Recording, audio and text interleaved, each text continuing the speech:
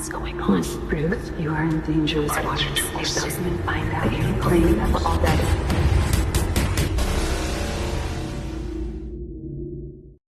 What's up, YouTube? It's your boy, it's your homie, FuturisticMike, and I'm back with another Tyler Perry's Ruthless video if you're new. Now, this is going to be the review and recap for Ruthless, Season 2, Episode 2. If you're a fan of Ruthless, if you love Ruthless, hit the like on this video. If you're new to my channel and this is the first time you're finding me, subscribe, and turn on those post notifications so when I post videos on Ruthless, you get them.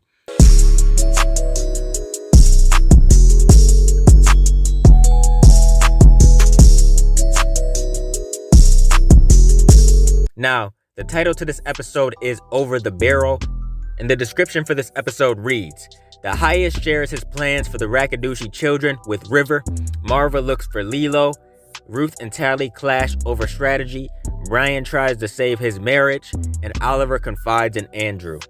Now, pretty good episode. I thought it was a really good one.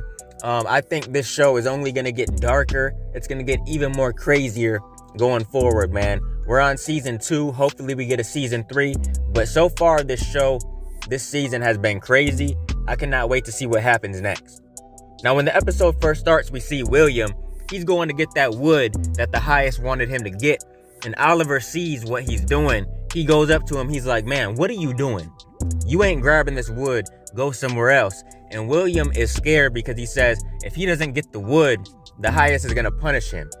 He says that he has to get the wood and he has no choice, but, Oliver pushes him out the way and then he takes the wood pile. Now, next we see Oliver pushing the wood pile down the middle of the compound, and then he runs into Daikon.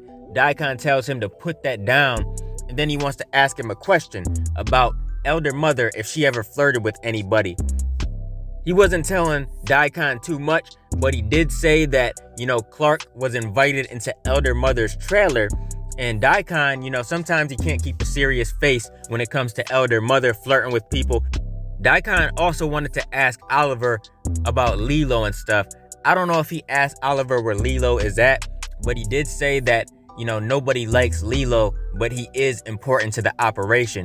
He says that he's seen the way Oliver has been looking at him, but they have to keep him happy. And then when it's time for Oliver to leave, Daikon tells him to leave the wheelbarrow right there. Now, next we see William coming to empty the wood into the fire pit, and then he goes and stands over by the highest. And the highest says, why are you standing there? But I'll see you tonight, right? Then next we see River go to see the highest, and they're just talking like normal. River is just trying to get the highest to trust him more and more. And then the highest tells him about his plans to take the children across the border, to make them mules, and to pretty much just do this so they can survive with Lilo, pushing drugs across the border and stuff. And the highest says that it would be good for the children. They can see the ocean and stuff, and he never got to see the ocean when he was little. And River, he's kind of looking weird when the highest mentions doing this with the kids. You can tell that River doesn't like it. Then we see Daikon walk up, and he's wondering why River is sitting there. And the highest wants to know why they can never get along.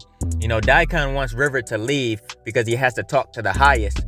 And eventually River leaves. He says that he'll get out of their way, and they go inside.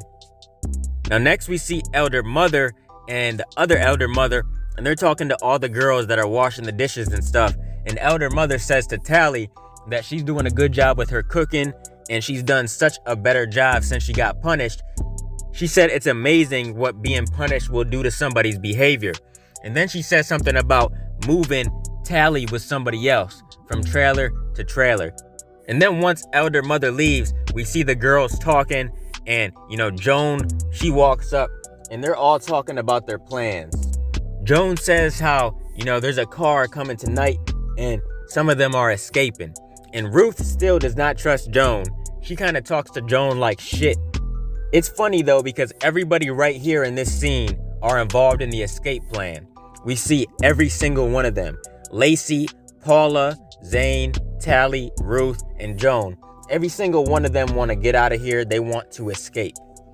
Now next we see Ruth talking to Tally, and this is when Ruth tells her about her and the highest. She says that she had sex with the highest, and Tally's like, what? Are you serious? Why didn't you tell me? But then Ruth says that she's cooking up a plan, to get a whole bunch of money and escape. She wants to get rich. And she mentioned the money at Barry's house, the $100,000. She said that's not going to last. That won't last forever.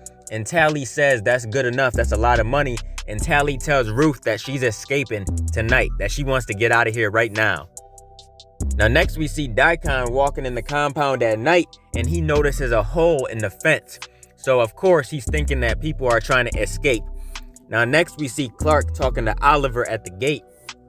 Clark wants to know why Oliver keeps on looking back and stuff, like what is he looking at? And then Clark has to leave, so Oliver is there by himself.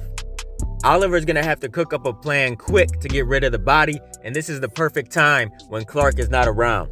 Now next we see Sarah talking to Malcolm in the bedroom, and once again, when it comes to these two, I don't really want to talk about it. I don't really have much to say.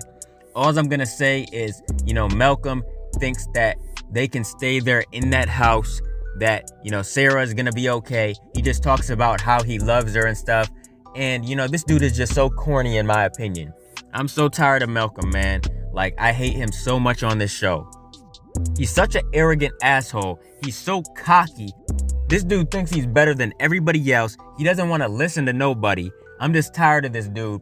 I know I'm not the only one that gets pissed off when it comes to him. Now, next we see Brian talking to Mac on the phone, and he says there may be a problem with the sheriff, that the sheriff does not want to go up to the compound and check out the Rackadoochies at all. So Mac says, do you think he's in on it? And Brian says, no, nothing like that, but there's something going on here. And Mac tells him to keep in contact and let him know what's going on. Then next we see the sheriff come out, and Brian talks to him, and he says, man, why don't you want to go up there? Can we go up there or what? Like, we have to. There's women, children, all kinds of people up there. People are being murdered. And the sheriff says that you don't know that, but he's just acting super scared. He says they'll go in the morning, but I highly doubt it. Now next we see Daikon in the trailer. He's meeting Ruth. They talk about their love for each other and stuff. Of course, Ruth is just playing him like normal. We know how Ruth is. We know how she wants to get out of here so bad. She's playing Daikon, and next she's gonna be playing the highest because she's getting in good with the highest. So Daikon brings up something on his computer, and he says that he's seen Ruth on these pages, and he wants to know what she's doing on there. And she says that she changed, and that's the old her, and she's not like that no more. So Daikon is like, oh, so you changed that much. And they're just talking about how Ruth is a better person now, and that's not her. They're just talking about their love for each other and stuff. Now next we see Lynn and Brian together, and this is when Lynn tells Brian that she doesn't want nothing to do with them. She wants to leave him, and she doesn't want to be with them no more. And he's like, but why? I love you. You don't gotta do this. And then he goes and gets something for her to open, and it's a box with 2 locks in it. And he says that they locked these 2 locks together, and they engraved their names on them and stuff, or their initials, and they said they were gonna be together forever.